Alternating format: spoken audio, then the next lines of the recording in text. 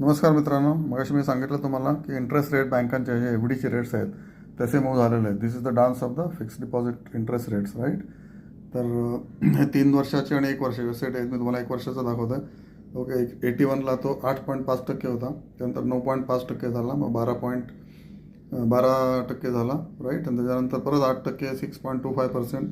आणि 91ला सगळ्यात बेस्ट होता 12%. त्याच्यानंतर खाली खाली खाली येत गेल्यानंतर हा जो बँड आहे 2013 ते 2025 याच्यामध्ये टिपिकली 8 ते 5.5% इंटरेस्ट रेटचा डान्स चालू होता, राईट. आणि इन्फ्लेशन नाही, डेफिनेटली याच्यावरती आहे. Inflation is typically between 7.5 to 12% various आयटम्समध्ये. त्यामुळे इन्फ्लेशनच्या खाली फिक्स डिपॉझिट आहे इयर ऑन इयर. त्यामुळे तुम्हाला असा डान्स करायला पाहिजे की जो इन्फ्लेशनच्या वरती राहील. आणि त्याच्यासाठी वेगवेगळे इन्स्ट्रुमेंट्स तुम्हाला मी सुचवत गेलेलं आहे आत्तापर्यंत, राईट. आणि त्याच्यामुळे या डिफरन्समधूनच तुम्हाला तुमचे ॲस्पिरेशनल आयटम्स घेता येतील. तुम्ही क्रेडिट कार्ड वगैरेवरनं तुमचे ॲस्पिरेशनल आयटम्स घेऊ नका. प्रचंड त्याच्यावर व्याज लागतं. That may be ranging between 16% to 18% to 24%. त्यामुळे क्रेडिट कार्डवर महागडे आयटम घेऊन तुम्ही जी मजा करताय ती बंद करा आणि तुमच्या सेव्हिंगमधून ओके हायर रेट इन्व्हेस्टमेंट करा. त्याच्यातून तुम्ही 4 वर्षांनी 5 वर्षांनी तुम्हाला जे ॲस्पिरेशनल आयटम आहे तो घ्या, राईट. 3 वर्षाचे काय रेट होते तर 10%, 13% होते ना 1991मध्ये फिक्स डिपॉझिट ते 3 वर्षाचे. आणि 1 वर्षाचे 12% होते.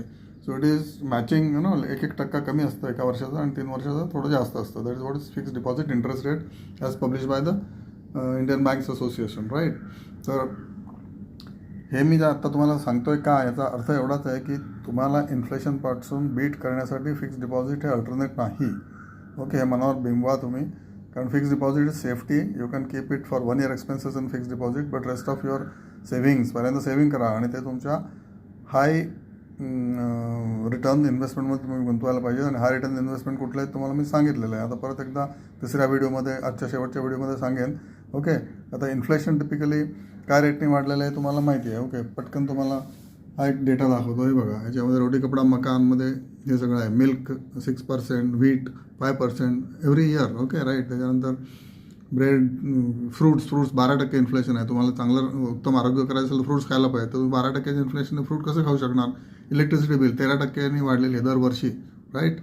तसं सगळं इन्फ्लेशनचा journey. Hospitals and other thing, health care 15% वाढलेलं आहे. तर you have to take care of your health by right habits, not by going to hospital and spending money, right.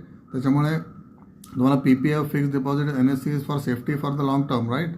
But beyond that also there are some instruments where you should focus on. Otherwise तुम्हाला खूप नंतर वाईट वाटेल आणि तुम्ही एकदम अशा जाळ्यात अडकून बसाल, महागाईच्या जाळ्यात. ओके, बघा पटतंय का.